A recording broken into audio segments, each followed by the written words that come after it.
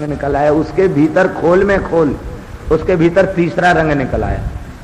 हम तो आश्चर्य में पड़ जाते, अरे भाई ये मिठाई बनी तो बनी कैसे होगी। तो ये विचित्र, अलग अलग क्षेत्रों में मिठाइयों के अलग अलग नाम होते हैं। तो भगवान ने कहा कि जितने पकवान मिष्ठान हो सकते हैं सब बनाओ। सब ब्रजवासी पहुंचे हैं और जैसे ही वहां पहुंचे, मानसी गंगा में स्नान किया है, गिरिराज जी का पूजन प्रारंभ कर दिया है। भगवान गिरिराज जी की शिलाओं पर प्रकट हो गए हैं। बोलो गिरिराज महाराज। दर्शन करके ब्रजवासी आनंद भय कहवे लग गए, भैया एक बात है, इतेक दिना है गए इंद्र की पूजा करते भय, इंद्र के दर्शन ना है भय। इंद्र बालक है कि बूढ़ो है कि गोरो है कि कारो है कि हरो है कि पीरो है कि लाल है, कैसो है, कैसे रंग रूप अवस्था को है, इंद्र के दर्शन ना है भाई। गिरिराज बाबा बड़ो दयालु देवता, अभी तो पूजन ना है भयो, केवल पूजन की तैयारी करी भैया और गिरिराज बाबा प्रकट है गयो। बस अंतर एक है कि गिरिराज बाबा ने बड़े स्वरूप में है, या की चार भुजा और हमारे कन्हैया की दो भुजा, पारी रंग रूप एक जैसो है। ऐसा लगे कि ये कन्हैया को कोई खास रिश्तेदार हो या खास भाई हो, ऐसा लगे। ये तो ब्रजवासी कहवे लगे और गोपियां कहवे लग गई कि या में तो हमें कन्हैया की कछु लीला दिख है, या में कछु दार में कारो है। गोपी बोली दार में कारो नहीं, सबरी की सबरी दारकारी है, ये कन्हैया ही पूज रहे है और कन्हैया ही पुजारी बनो भयो है। दो ही रूप से ठाकुर जी पूज रहे हैं। यहाँ भगवान क्या कह रहे हैं, वाह धन्य है। शैलोष्मीति ब्रुवन भूरी कृष्णस्त्वन्यतमं रूपम गोप विस्त्रंभणं गतः, शैलोस्मीति ब्रुवन भूरी बलिमा दद बृहद बपुः। शैलोस्मी, स्वयं श्री कृष्ण ने कहा है शैलोस्मी, मैं गिरिराज हूं। जो श्री कृष्ण हैं वही गिरिराज हैं और जो गिरिराज हैं वही श्री कृष्ण हैं। ये साक्षात श्री कृष्ण है। बोलो गिरिराज महाराज। दुग्धाभिषेक हुआ है, सुंदर पीतांबर धारण कराया गया और सुंदर वस्त्राभूषणों से सुसज्जित किया गया। और अन्न का कूट, कूट शब्द का अर्थ होता पर्वत, अन्न का पहाड़, भोग का पहाड़ बना दिया गया। अब कुछ ब्रजवासी कहते हैं कि ये बाजरे को कूट करके भात बनाया जाता है, इसलिए भी अन्नकूट है। ऐसा भी एक ब्रजवासी संत के द्वारा हमने सुना, बाजरे का भात बनता है। ठाकुर जी के नैवेद्य में जैसे ही तुलसी दल छोड़ा गया, अब तो ठाकुर जी विराट हो गए। बलिमादद बृहद बपुः, बृहद बपुः, विराट स्वरूप भगवान का प्रकट हो गया। अब तो हजारों मन लड्डू पूड़ी कचौड़ी उठा उठा करके भगवान एक ही बार में पा जाते हैं, आनंद से पा लेते हैं, बहुत आनंद में निमग्न हो जाते हैं। और महाराज अन्नकूट में कढ़ी भात संतों में विशेष बनता है और पूर्ति भी कढ़ी भात से ही पड़ती है। तो देखो अन्नकूट में एक बात तो कभी कमी नहीं पड़ती, और कढ़ी, अन्नकूट की कढ़ी का स्वाद भी 12 मास कढ़ी बनाओ वो स्वाद नहीं आता, अन्नकूट की कढ़ी का स्वाद कुछ अलग होता है। कहते एक ब्रजवासी महात्मा कहते थे कि गिरिराज बाबा ने कढ़ी मांग मांग के पी और दूसरी चीज मांगी नहीं कि ये लाओ ये लाओ, लाओ कढ़ी लाओ कढ़ी लाओ कढ़ी, खूब कढ़ी पी। बोलो बाल कृष्ण लाल की। कढ़ी पी। और एक विद्वान का भाव तो ये है, वे कहते हैं कि ठाकुर जी ने हाथ फैला फैला के खाया, लाओ लाओ। और इतना ही नहीं, 84 कोस ब्रजमंडल में हाथ पसार पसार करके। आप लोग कहेंगे सब तो आ गए थे पूजा में, कुछ बड़े बूढ़े थे वो घर रखाए पड़े थे। अरे भाई बड़े बूढ़े हैं वहां कौन जाएगा, छोरान को काम है, ढींगरान को काम है, ये अपने घर में ही थे। अब बड़े बूढ़ों ने हलवा, खीर, नरम व्यंजन जो दांत की जिसमें जरूरत न पड़े वो चीज अपने घरों में बनाई थी। तो उनके चौका चूल्हे से भी ठाकुर जी ने ले ले करके खाया। बोलो वृंदावन विहारी गिरिराज महाराज की। ग्वाल बाल बोले कन्हैया तेरो देवता तो बड़ो दयालु है। आज प्रथम दर्शन में ही या ने बड़ी कृपा करी, पर ये बहुत दिनान को भूखो है, अब सवेरे खाए चलो जाए रहो। भगवान बोले चुप रहो, ये परिपूर्ण परमात्मा है, ये सब कुछ आरोग लेंगे तो भी किसी वस्तु की कमी नहीं पड़ेगी। अब तो जैसे ही आचमन कराया है, और बीरी कोई एक दो बीरी थोड़ी, झबरा के झबरा भर के बीरी भगवान एक ही बार स्वाहा बीरी पाई है, आचमन किया है, भगवान सुशोभित हो रहे हैं। अब तो भगवान ने अग्नियों के साथ, ब्राह्मणों के साथ और गायों के साथ श्री गिरिराज जी की प्रदक्षिणा की। बोलो गिरिराज महाराज की, मानसी गंगा की, चक्रेश्वर भगवान की, मुकुट गिरिराज की, ब्रह्म कुंड की, हरदेव जी महाराज की, दान घाटी गिरिराज की, चंद्र सरोवर गिरिराज की, श्री आन्योर ग्राम की, श्री दाऊ जी महाराज की, श्री अप्सरा कुंड की, श्री दोहनी कुंड की, श्री सुरभि कुंड की, श्री बिलछू कुंड की, श्री पूछरी के लोठा की, श्री गिरिराज महाराज की, श्री जतिपुरा गिरिराज की, श्री मुखारविंद गिरिराज की, श्रीनाथ जी महाराज की, श्री गोविंद कुंड की, श्री गोविंद भगवान की, श्री गिरिराज महाराज की, श्री उद्धव कुंड की, श्री उद्धव जी महाराज की, श्री मानसी गंगा की, श्री राधा कुंड की, श्री राधा रानी की, श्री कृष्ण कुंड की, श्री कुसुम सरोवर की, श्री कुसुम वन बिहारी भगवान की, श्री नारद कुंड की, श्री मुकुट गिरिराज की, श्री सप्तकोश गिरिराज की। बड़ी सुंदर श्री गिरिराज जी की दर्शन और गिरिराज जी की प्रदक्षिणा किया। इंद्र बोला कि भाई सुगंध नहीं आई हवन की, क्या बात है? वो हवन की सुगंध तो तब आवे जब कुछ बचा हो बाकी। गिरिराज बाबा तो सब भोग लगा गए, अब कुछ भी बाकी नहीं बचा। अरे बोले कृष्णम मर्त्यम उपाश्रित्य ये चक्रुर्देव हेलनम, मरण धर्मा श्री कृष्ण का आश्रय लेकर के हम देवताओं का तिरस्कार किया। देखो तो भगवान की माया कितनी प्रचंड है। भगवान को कह रहा है मरण धर्मा और अपने को मान रहा है अमर। अरे सांवर्तक मेघो ब्रज को खोद करके भागे, प्रलयकालीन मेघ गड़गड़ाने लगे, ब्रजवासी भगवान की शरण में गए। भगवान ने कहा मां भाई डरो मत, हमारे निकट आ जाओ। श्री ठाकुर जी पहुंचे हैं पैठा गांव, आज भी पैठ करके घुस करके भगवान ने गिरिराज को उठाया। छत्राक में वो बालक, जैसे कोई बालक छत्राक, छत्राक शब्द का अर्थ होता है कुकुरमुत्ता, और क्या कहते हैं उसको, ये छतरी जैसी बरसात में हो जाती है, उसको संस्कृत में छत्राक कहते हैं और हिंदी में लोग कुकुरमुत्ता कहते हैं। तो कुकुरमुत्ता बड़ा हल्का होता है, बच्चे लोग खेलते हैं उससे। तो जैसे कुकुरमुत्ता को बच्चे उखाड़ ले, ऐसे ही गिरिराज जी को भगवान ने अपनी कनिष्ठ काग्र पर धारण किया। मैया यशोदा व्याकुल हो गई, नंद बाबा व्याकुल हो गए, भैया विपत्ति तो सबके ऊपर आई, अकेलो हमारो लाला परिश्रम करे। सबरे अपनी अपनी लठिया लगा लो। ब्रजवासिन ने अपनी अपनी लठिया लगा ली और लठिया लगा के कहा कि कन्हैया अब तू भले ही नेक देर विश्राम कर ले, हमने अपनी लठियान पे गिरिराज रोक राख्यो। ठाकुर जी बोले गिरिराज तो हम पे ही रुकेगा, ये तुम अपने संतोष के लिए लठिया लगा लो। ये साधन की लठिया जीव अपने संतोष के लिए लगाता है, वस्तुतः सब कुछ करने वाला है तो श्री ठाकुर जी हैं, ऐसा ही समझना चाहिए।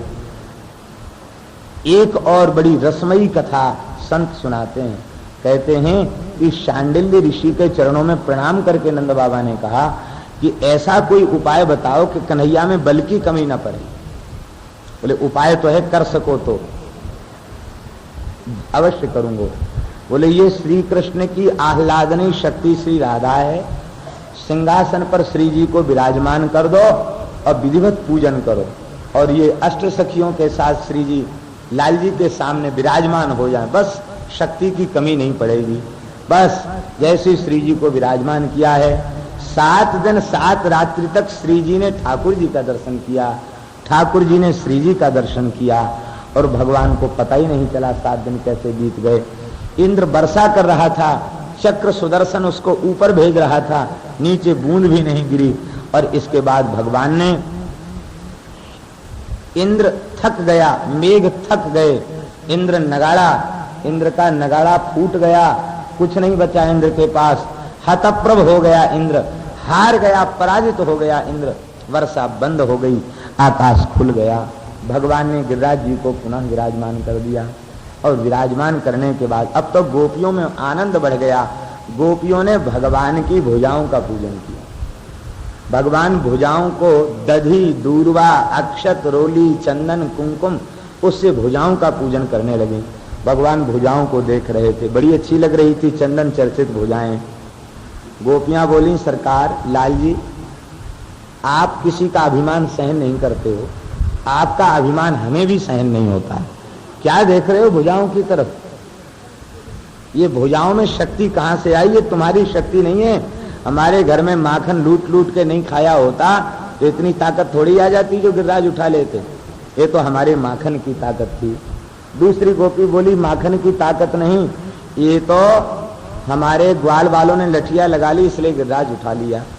तीसरी बोली कि नहीं, श्री जी ने गिरिराज उठाया है, और ये तो व्यर्थ में ही कह रहे हैं, अपना श्रेय ले रहे हैं, श्री जी ने इन्हें श्रेय प्रदान किया है। कछु माखन को बल बढ़ो, कछु गोपन करी सहाय, श्री राधा रानी की कृपा सो गिरवर लियो उठाए। भगवान बोले, श्री जी ने कहा गिरिराज उठाया?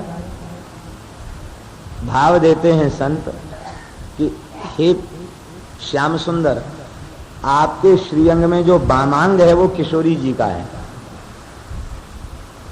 आपने दाहिने हाथ से गिरिराज उठाया होता तो हम मान लेते कि आपने उठाया।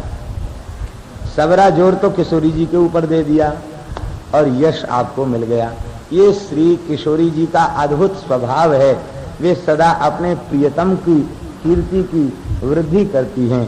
तो श्री जी ने गिरिराज उठाया है। भगवान ने कहा, हाँ, अब तो तुम्हारा तर्क हमें स्वीकार है। बोलो श्री राधा रानी। इंद्र आया, इंद्र ने अभिषेक किया है, सुरभि गौ ने दुग्धाभिषेक किया है। वो अभिषेक का स्थल है श्री गोविंद कुंड। ये पंचामृत कुंड, इसकी बड़ी भारी दिव्य महिमा है। तरहटी गोवर्धन की लहिए, तन पुलकित ब्रजरज में लोटत गोविंद कुंड में नहीं। गोविंद कुंड की बड़ी भारी महिमा। बोले गोविंद कुंड की। भगवान ने इंद्र को विदा किया। सुरभि ने भगवान का नाम गोविंद रखा। गोविंद इति चाभ्यधात, भगवान का नाम गोविंद रखा। बोलो भक्तवत्सल भगवान। भगवान के पास जब इंद्र आया, उसी समय एक गोपी छाछ लेके आई थी, कमूरी दे के गई थी, तो भगवान उसको पीतांबर से ढक के रखते थे। इंद्र समझ गया कि ठाकुर जी बड़े खुश हैं, अब तो हमसे कुछ कहेंगे नहीं। मुस्कुरा कर इंद्र ने पूछा, प्रभु ये छिपा के क्या चीज रखी है? बोले गोपी के घर की छाछ है। इंद्र बोला, महाराज हमको छाछ पिला दो। भगवान बोले, तुम्हें अमृत सुलभ है लेकिन ब्रज की छाछ सुलभ नहीं है। एक चुल्लू छाछ के लिए हमको नाचना पड़ता है और तुझे ऐसे मुफ्त में ही दे दूंगा, जा, तो ये छाछ नहीं मिलेगी। महाराज छाछ नहीं दिया, इसलिए पंडितों ने एक उक्ति बना ली, तक्रम शत्रस्य दुर्लभम, ब्रज की छाछ इंद्र को भी दुर्लभ है। बोलो वृंदावन बिहारी गिरिराज धरण की। गोविंद जय जय गोपाल जय जय गोविंद।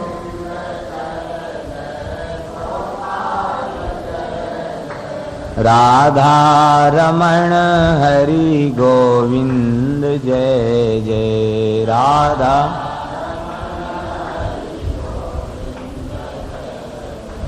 गोविंद जय जय गोपाल जय जय गो।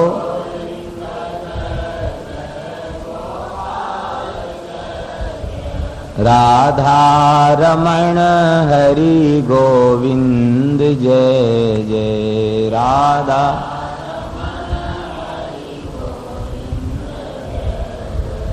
गोविंद जय जय गोपाल जय जय गो।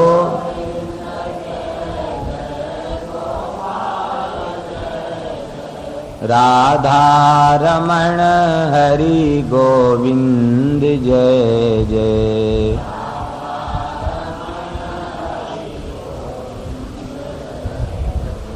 गो एकादश्यां निराहारः समभ्यर्च जनार्दनं स्नातुं नन्दस्तु कालिन्द्या द्वादश्यां जलमाविशत्।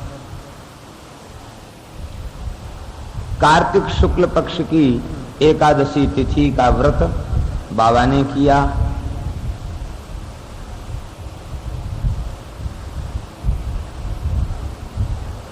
द्वादशी तिथि के प्रवेश पर देखिए, एकादश्याम निराहार समव्यर्च जनार्दन स्नातुम नंदस्तु कालिंद्या द्वादश्याम जलमाविशत। द्वादश्याम जलमाविशत का तात्पर्य है रात्रि में ही द्वादशी लग गई। वो द्वादशी कब तक थी? अरुणोदय की बेला तक थी। दिन में ही द्वादशी लग गई थी और अरुणोदय तक द्वादशी की स्थिति थी। इसको कहते हैं वंजुला महाद्वादशी। वंजुला के संबंध में भगवान ने कहा वंजुला सा मम प्रिया। वंजुला महाद्वादशी के आने पर द्वादशी में ही पारण होना चाहिए। और जब वंजुला महाद्वादशी नहीं होती है तो व्रत द्वादशी का होता है और पारण त्रयोदशी में। वैष्णव द्वादशी प्रधान एकादशी का व्रत करते हैं। शुद्ध एकादशी तभी करते हैं जब वह किसी भी प्रकार से दशमी विद्या न हो, दशमी का कोई अंश उसमें न हो। दशमी विद्या एकादशी करने से दोष होता है, अपराध लगता है। दो एकादशी स्मार्त और वैष्णव दो पक्ष की दो एकादशी हो जाती हैं। बहुत से लोग ऐसा समझते हैं स्मार्त माने गृहस्थ और वैष्णव माने विरक्त। ऐसा नहीं है। प्राय देहातों में लोग कहते हैं एक विरक्तों की एकादशी है, एक गृहस्थों की है। एकादशी में गृहस्थ विरक्त का भेद नहीं है। द्वितीय एकादशी ही करनी चाहिए।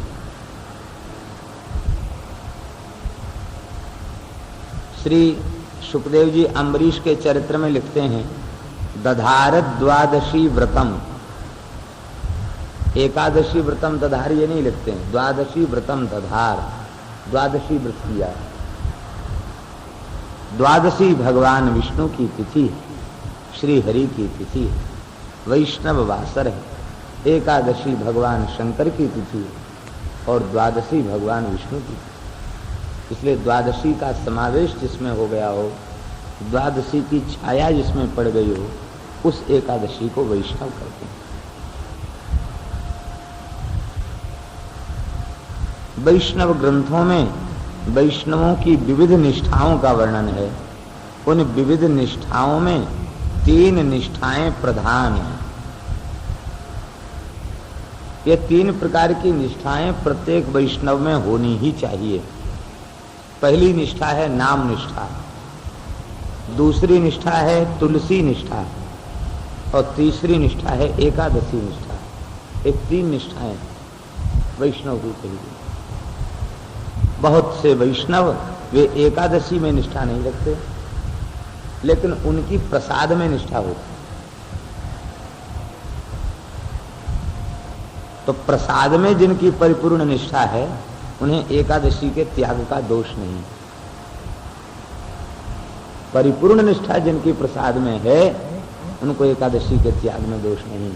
कोटि कोटि एकादशी महाप्रसाद को अंश तिनको यह प्रतीत है जिनके गुरु, व्यास ही यह प्रतीत है जिनके गुरु हरिवंश। वहां प्रसाद निष्ठा है, जगन्नाथ जी में प्रसाद निष्ठा है, मंदिर में प्रसाद निष्ठा है, तो वह भी अपनी परंपरा में आचार्य परंपरा वह भी उचित ही है, अनुचित नहीं। किंतु जिनकी गुरु परंपरा में एकादशी का निष्ठा पूर्वक पालन होता है वे एकादशी का व्रत करें। एकादशी के दिन भी अनिवेदित वस्तु तो पाई नहीं जाती, उसको भी ठाकुर जी को भोग लगाकर पाते हैं, तो वह भी प्रसाद हो जाता है। लेकिन प्रसाद के बाद फिर फलाहार में निष्ठा हो जाती है, क्योंकि प्रसाद यदि उस समय आ जाए तो क्या कहेंगे, भाई हमारी एकादशी है, प्रसाद नहीं लेंगे। तो प्रसाद तो वो भी है, इसलिए वैष्णवों में विधि है एकादशी के दिन भी प्रसाद सामने आ जाए तो उसका एक कण मुख में तुरंत डालने चाहिए। एकादशी है हम प्रसाद नहीं लेंगे, हमारा अमुक व्रत है हम प्रसाद नहीं लेंगे, प्रसाद के तिरस्कार से बड़ा कोई दूसरा अपराध नहीं। तुरंत तुलसी दल एक कण तुरंत मुख में रखे। प्राप्त मात्रेण भोक्तव्यम नात्र कार्या विचारण। प्रसाद प्राप्त होते ही उसका एक कण ले लेना चाहिए।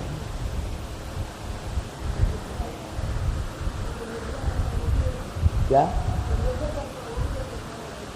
तुलसी दल वो भी ले सकता है। प्रसाद सर्वोपरि, प्रसाद तुरंत ले लेना चाहिए।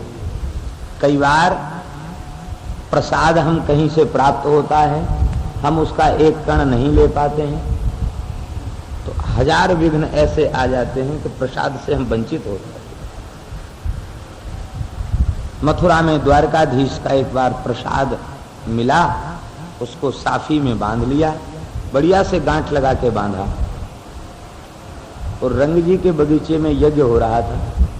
तो विचार किया कि बहुत दिनों से यज्ञ चल रहा है, दर्शन किया नहीं, तो चलो यहीं टेम्पू ने यहाँ उतार ही दिया है, टेम्पू स्टैंड पे तो बगल में बगीचा है, यज्ञ का दर्शन करते हुए चले। प्रसाद बहुत बढ़िया से बंधा था, और लेकिन हमने वहां एक कण लिया नहीं, बांध लिया केवल। तो दर्शन करते करते बगीचे में घूमते घूमते भगवान जाने क्या लीला हुई, कोई भीड़ में भी नहीं थे, अलग थे, गांठ बंधी की बंधी रहेगी, प्रसाद पूरा अंतर्धान हो गया। प्रसाद अंतर्धान हो गया। अब पूरे बगीचा में गली गली जहां जहां से आए थे सब जगह खोजा, कहीं कोई कण नहीं मिला प्रसाद का। और हम सोच रहे थे कि हल्की कैसे हो गई ये गांठ, देखा गांठ बंधी है, उसको टटोला, उसमें तो प्रसाद ही। अब तक यह नहीं समझ पाए कि ये क्या चमत्कार हुआ, वो प्रसाद कौन ले गया, कहां ले गया, कहां चला गया, समझ में ही नहीं आया। अंत में संतों से यही समझ में आया कि प्रसाद के बहुत से अधिकारी होते हैं। बड़े बड़े सिद्ध, बड़े बड़े देवता प्रसाद के लिए तरसते हैं, ठाकुर जी का अघरामृत प्रसाद हमें। तो हो सकता कोई महत विभूति उस समय वहां हो, और उधर घूम रहे थे बगीचे में, किसी विभूति ने सबरा प्रसाद ले लिया, कहा भाई तुमने जब लिया ही नहीं तो अब क्या लोगे। तब से मन में ऐसी बात आई कि प्रसाद कहीं का मिले, किसी मंदिर में एक कण तो तुरंत मुख में रख लो, पता नहीं फिर हाथ में पड़ेगा कि नहीं पड़ेगा। मान लो प्रसाद है, मृत्यु हो गई तो मृत्यु का कोई ठिकाना है। प्रसाद मुख में तो तीन निष्ठाएं हैं। बाबा में तीनों निष्ठाएं परिपूर्ण हैं। एकादशी की निष्ठा परिपूर्ण है, और तुलसी निष्ठा परिपूर्ण है, और नाम निष्ठा परिपूर्ण है। हरिम जगाम शरणम उत्पातागम शंकिता। जब भी समय आता, संकट आता, सुख दुख में बाबा निरंतर नाम का स्मरण करते, हरिशरणम हरिशरणम हरिशरणम हरिशरणम बाबा करते रहते। तो नाम निष्ठा, तुलसी निष्ठा। आप अपने जनार्दन शालिग्राम जी को नित्य प्रति 1008 तुलसी दल चढ़ाते, गोपाल जी के एक एक नाम लेकर तुलसी दल चढ़ाते। ये तुलसी निष्ठा। आपके वे शालिग्राम जी आज भी विराजमान हैं कोटा में। नंद बाबा के शालिग्राम कोटा में वल्लभ कुल का मंदिर है, मथुरेश जी का। वल्लभ कुल की जो 7 गद्दियां हैं उनमें से एक गद्दी कोटा में है। तो श्रीमद् वल्लभाचार्य महाप्रभु जी को श्री यमुना जी ने वो शालिग्राम जी कृपा पूर्वक प्रदान किए। ये नंदराय जी के कुल पूज्य ठाकुर हैं, हमारे पास थे, अब आप ले लीजिए। यमुना जी के द्वारा प्रदत्त वे जनार्दन शालिग्राम आज भी विराजमान है। ये वही शालिग्राम हैं जिन शालिग्राम जी को श्री बालकृष्ण प्रभु ने अपने कपोल में पधरा लिया। बाबा पूजा कर रहे थे और भोग लगाते समय नेत्र बंद करके ध्यान कर रहे थे, ठाकुर भोग लगा रहे हैं। तब तक तो बालकृष्ण आ गए और 2-4 गुलाब जामुन मुख में रखे और इसके बाद देखा ये काले काले सिंहासन पे क्या रखे। अरे बोले ये बढ़िया चीज है। बस धीरे से उठाया, शालिग्राम जी को कपोल में पधरा लिया। बाबा ने आंख खोली, कन्हैया मुंह नहीं बोल रहे। ठाकुर कहाँ गए? पता नहीं। यशोदा जी से पूछा, कन्हैया बोल कैसे नहीं रहा है, क्या बात है? हाँ कर रहा है। ठाकुर जी कहाँ चले गए? भाई कन्हैया ही से पूछो। ठाकुर जी को बोलना है, वो बोलते ही नहीं थे ठाकुर जी ने। बाबा ने देखा कि दाहिना कपोल कुछ खुला हुआ है, तो देखा अरे यह तो शालिग्राम जी ने मोहड़े में धर लिए।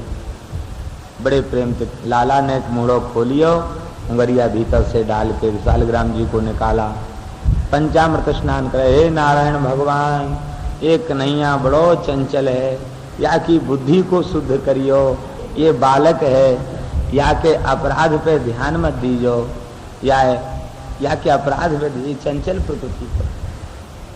फिर द्वारा पंचामृत स्नान कराया, जमुना जल स्नान कराया और बड़ी क्षमा प्रार्थना। वही शालिग्राम तो समभ्यर्च जनार्दन, वो जनार्दन शालिग्राम जी जो हैं उनका अर्चन किया और द्वादशी में जल में प्रवेश कर। ब्रह्मवेला में प्रवेश करना चाहिए, लेकिन आपको भ्रम हो गया, अर्धरात्रि को ही आपने ब्रह्मवेला मान लिया और असमय में श्री यमुना जी के जल में प्रवेश किया।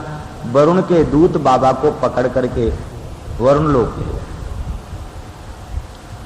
वरुण देवता ने भगवान के आगमन की अभिलाषा में बाबा को वहां रोक कर रखा। प्रातः काल सब बाबा को खोज करने लगे। बाबा के यमुना में प्रवेश के पद चिन्ह थे, किंतु नंद जी के यमुना से बाहर निकलने के पद चिन्ह नहीं थे। लोटा सोटा सब वहीं रखा था। सबरे ब्रजवासी रोए भी लगे कि बाबा तो यमुना में डूब गयो, काऊ कछुआ ने पकड़ लियो, कि काऊ मगरमच्छ ने खाई लियो। सब रोने लगे। दाऊ जी ने सबको रोका और ठाकुर जी ने तुरंत पीतांबर से फेंट कसी और यमुना जी में कूद पड़े। श्री यमुना जी में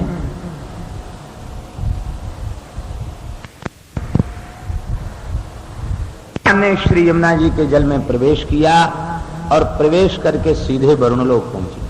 वरुण देव ने उठ करके पृथ्वी पर लौटकर साष्टांग दंडवत किया और कहा, हे भगवन, अद्य में निभृतो देहोद्यैवार्थोधिगत प्रभो त्वत्पाद भाजो भगवन नवापुः पारमध्वना। आज हमारा देह धारण करना सफल हो गया। हमारे जीवन का सर्वोच्च फल आज हमें प्राप्त हो गया। आप थोड़ा और खिसक गए पंडित जी, और